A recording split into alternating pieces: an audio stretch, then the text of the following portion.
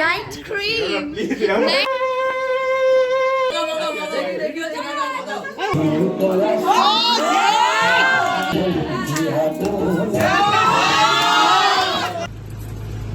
ঠিক কর ওর ওই ইয়ে সেই নূরজাহানের মতো সাইডে হয়ে গেছে।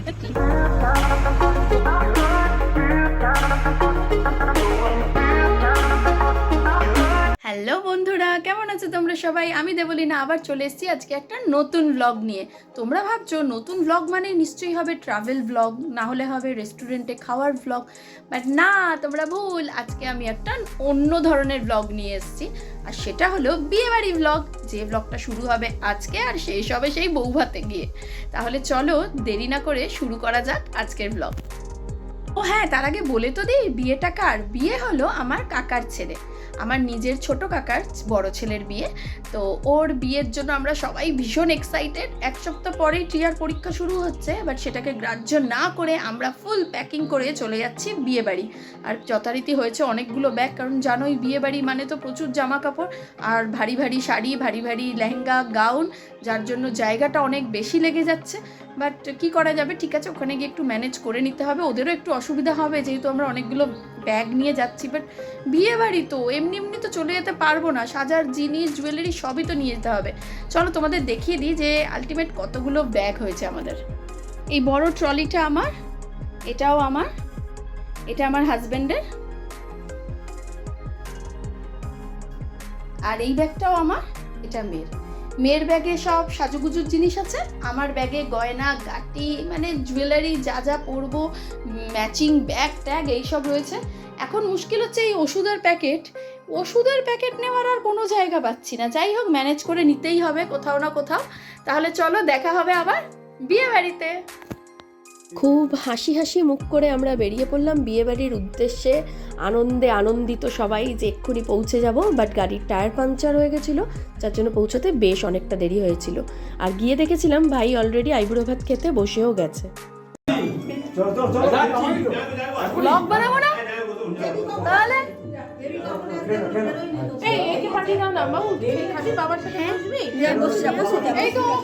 এই হাত ধুয়ে যাবি, টিয়া হাত ধুবি।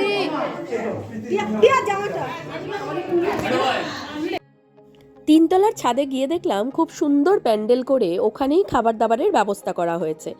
বেশ অনেকগুলোই টেবিল চেয়ার পাতা হয়েছিল, খুব ভালো ব্যবস্থা হয়ে গেছিলো। সবাই বসে ওখানে খাচ্ছিল, টিয়াও বসে গেছিলো, টিয়ার বাবা, আমার ছোট কাকা, সবাই একসাথেই বসেছিল। বাড়িতে এত বড় কাজ, তারপরেও কিন্তু আমার ছোট কাকা বসে খুব শান্তিতে খাচ্ছিল। আর এর সমস্ত ক্রেডিট যাচ্ছিল আমার ছোট ভাইয়ের ওপর, মানে ছোট কাকার ছোট ছেলের ওপর। ছোট ভাইয়ের কথা আরেকটু না বললে কিন্তু ওর সাথে ইনজাস্টিস করা হবে, কারণ এই বিয়েবাড়ির একতরফা দায়িত্ব কিন্তু ও সম্পূর্ণ নিজের ঘাড়ে নিয়ে নিয়েছিল। ক্যাটারিং থেকে, ডেকোরেটার্স থেকে, ক্যামেরাম্যান থেকে, সমস্ত অ্যারেঞ্জমেন্টস সব দিকে সবাই শুধু টুবাই করছিল, আরও দৌড়ে দৌড়ে সেগুলো সলভও করছিল। বিয়েবাড়ি আমরা 4-5 দিন ভীষণ আনন্দ করে কাটিয়েছি, শুধু বলতে পারো ওর জন্য, ওর অ্যারেঞ্জমেন্টের জন্য। কারণ কাকার তো যথেষ্ট বয়স হয়েছে, আর বাবাইয়ের বিয়ে, তো ও তো এইসব দিকে অত দেখতে পারবে না। তো অবভিয়াসলি সব দায়িত্ব পড়েছিল টুবাইয়ের, আর ও সমস্ত দায়িত্ব দারুণভাবে পালন করেছিল। পেট পুড়ে লাঞ্চ করে সবাই মিলে, জাতুতো দাদা দিদিরা, বৌদি, সবাই মিলে দারুণ একটা আড্ডার আসর আমরা জমিয়েছিলাম। আর বাইরে ওদিকে কার্পেট পাতা হয়ে গেছিল, কারণ ওইখানে বাবাইয়ের আশীর্বাদ হবে। একটু পরেই মেয়ের বাড়ির লোকেরা এসে ওখানে ওকে আশীর্বাদ করবে।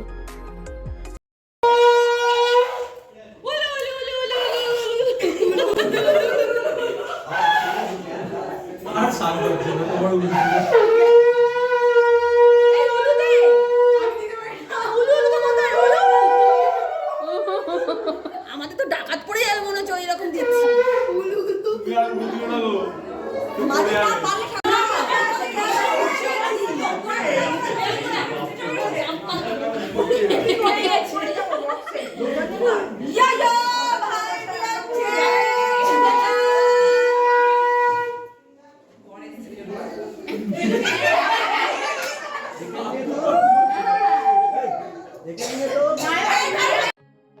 ইতিমধ্যে মেয়ের বাড়ির লোকেরাও এসে গেছে আর ঠাকুরমশাই সব কিছু জোগাড়যন্ত্র করে নিল। এবার আমার ভাইকে বলল যে ওর বাবা মাকে প্রণাম করে অনুমতি নিয়ে তারপরে আশীর্বাদের জন্য বসুক। তোমায় প্রণাম করে ওখানে বসবে তো? যা বস এবার, বাবা মা অনুমতি।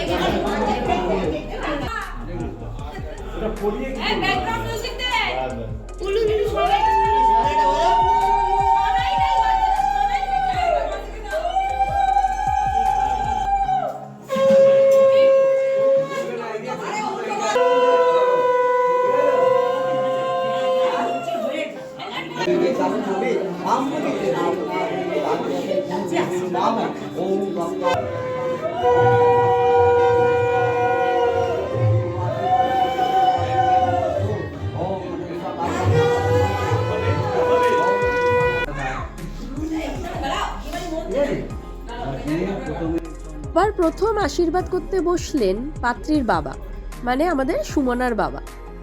উনি আমার ভাইকে একটি সোনার চেন এবং একটি দারুণ ঘড়ি পরিয়ে দিয়ে আশীর্বাদ করলেন। তারপর একে একে আরও যারা পাত্রীপক্ষের বাড়ি থেকে এসেছিলেন সবাই একে একে ওকে আশীর্বাদ করে নিলেন।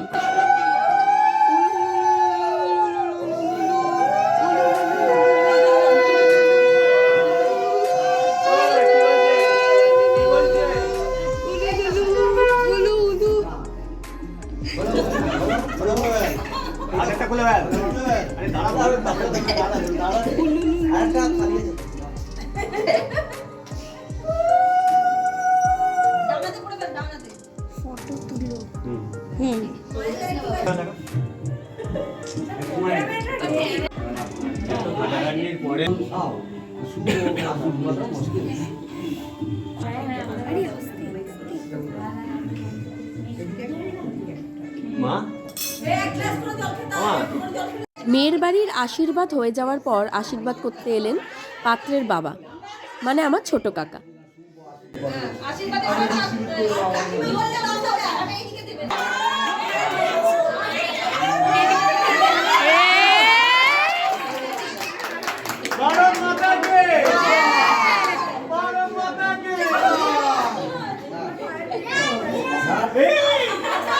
সমস্ত রিচুয়ালস হয়ে যাওয়ার পর আমরা একটু বাড়ির বাইরে বেরিয়ে এসেছিলাম। আর বাড়িটা এত সুন্দর দেখতে লাগছিল, বিয়ে উপলক্ষে খুব সুন্দর বাড়িতে লাইট দিয়ে সাজিয়েছিল। আর সব কিছু ক্রেডিট কিন্তু এই হচ্ছে আমার ভাই, ছোট ভাই, এর ওপর সমস্ত দায়িত্ব, সব কিছু ওর ওপর।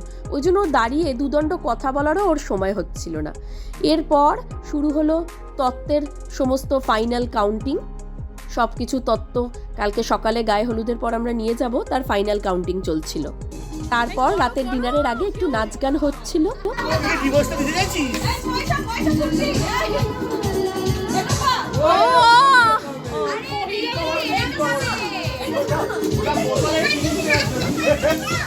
কেউ নাচে না। ও বাবা,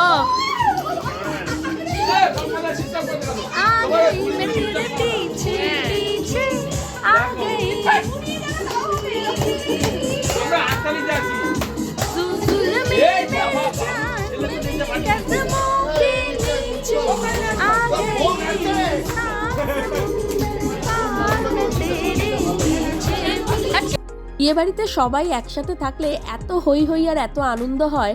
শোয়ার ব্যবস্থা হয়ে যাওয়ার পরও শুতে ইচ্ছাই করছিল না, গল্পই চলছিল আমাদের।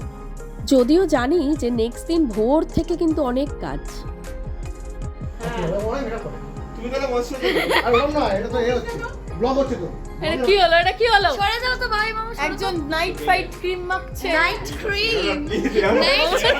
গল্প করতে করতে 2টো বেজে গেছিল। তারপরে শুতে না শুতেই এসে কাকিমা ডাকলো, ওরে ওর, তোদের তো জল সইতে যেতে হবে, সূর্য উঠে গেলে তো চলবে না, সূর্য ওঠার আগে আমাদের যেতে হবে।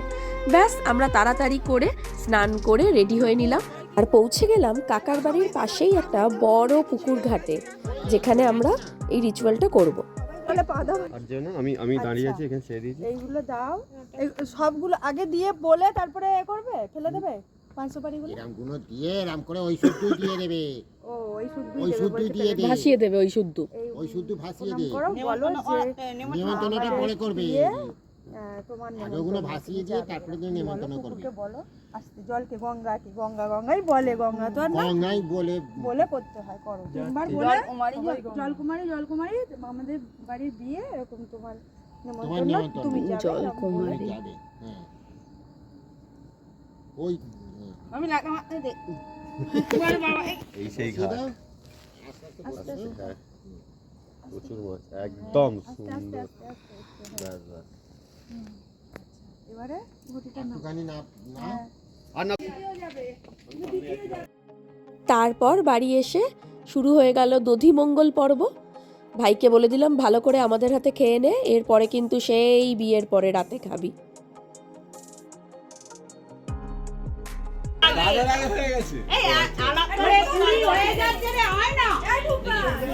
আরে আয় না রে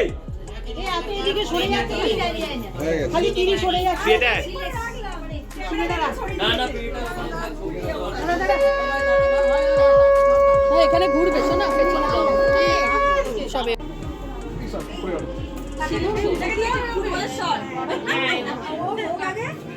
খোকা বুড়া আরে মা সারা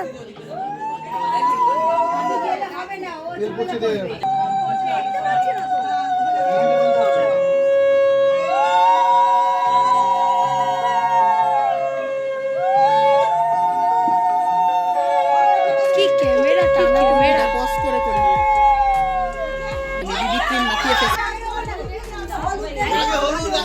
সরো পিছনে যাও নিচ থেকে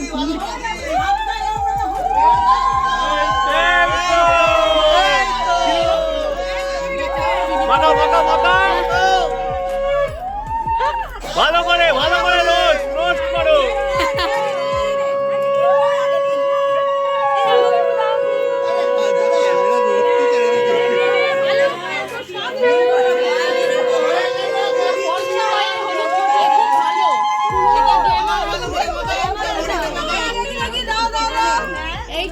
হ্যাঁ হ্যাঁ তুলছি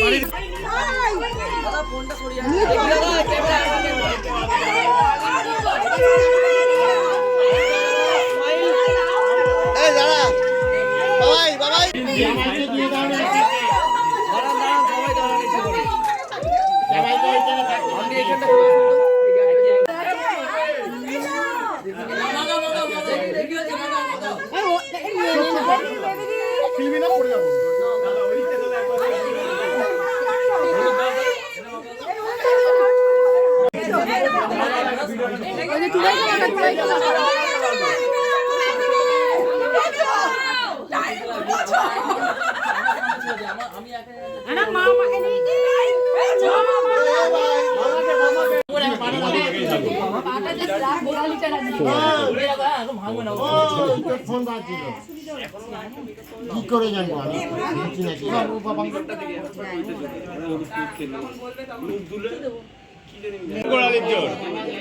একবার ভেঙে দিলে জুড়তে পারবে না হ্যালো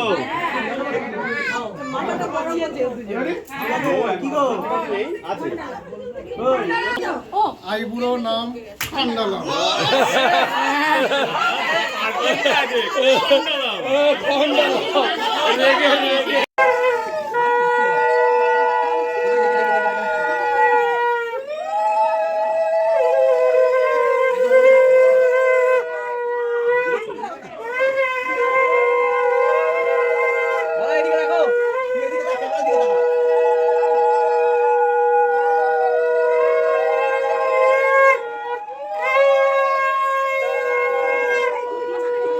এই এবার ঋতু পড়ার মতো সাজা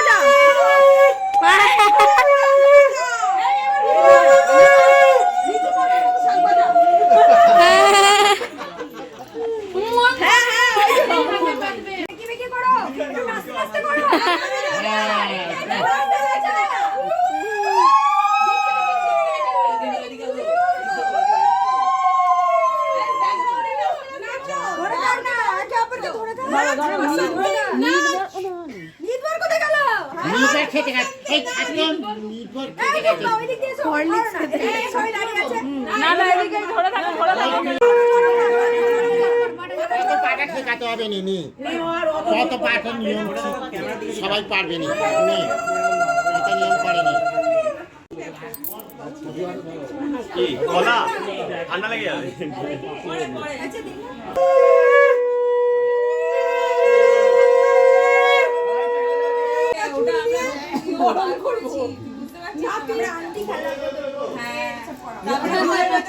সব জানি পম্পাদরও আছে পম্পাদরও তো আছে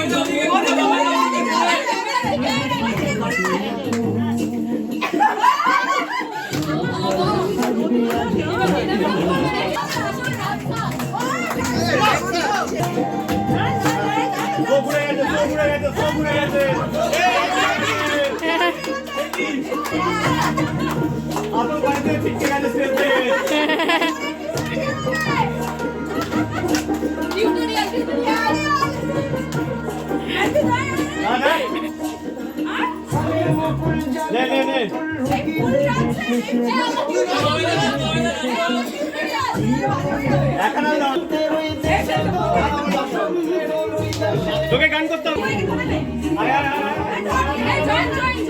গায়ে হলুদ পর্ব মিটে গেল খুব আনন্দের সাথে, প্রচুর নাচ গানের সাথে। তারপরে আমরা বেরিয়ে এলাম রাস্তায়, আর সেখানে শুরু হলো আমাদের ফটো সেশন।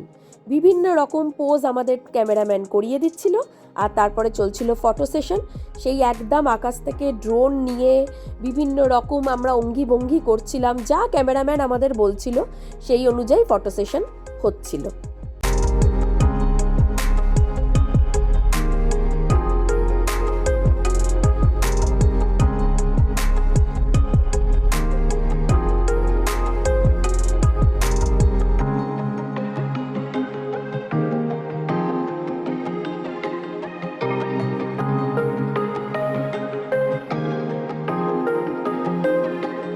ফটো সেশন হয়ে যাওয়ার পরে শুরু হয়ে গেছিলো তত্ত্বের লাস্ট ফিনিশিং দেওয়া, মানে ওই মাছ টাছগুলো রেডি করা। তত্ত্ব সাজানো হয়ে যাওয়ার পর গাড়িতে তত্ত্ব লোড করে দেওয়া হয়েছিল, আর আমরা চলে গেছিলাম মেয়েদের বাড়ি গায়ে হলুদের তত্ত্ব দিতে।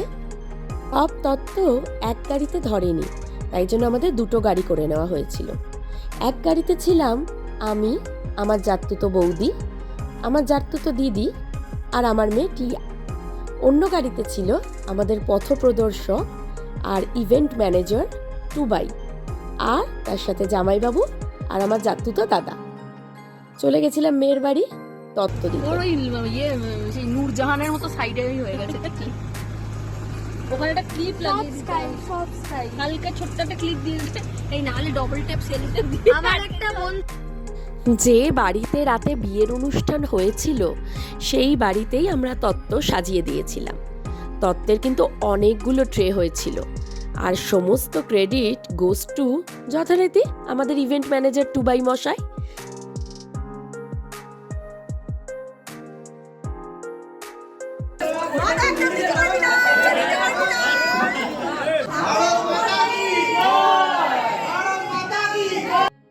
নেক্সট ব্লগে আমরা দেখে নেব ভাইয়ের বিয়ে, ভাইয়ের বিয়েতে আমরা কি করলাম, কেমন আনন্দ হলো সবটা।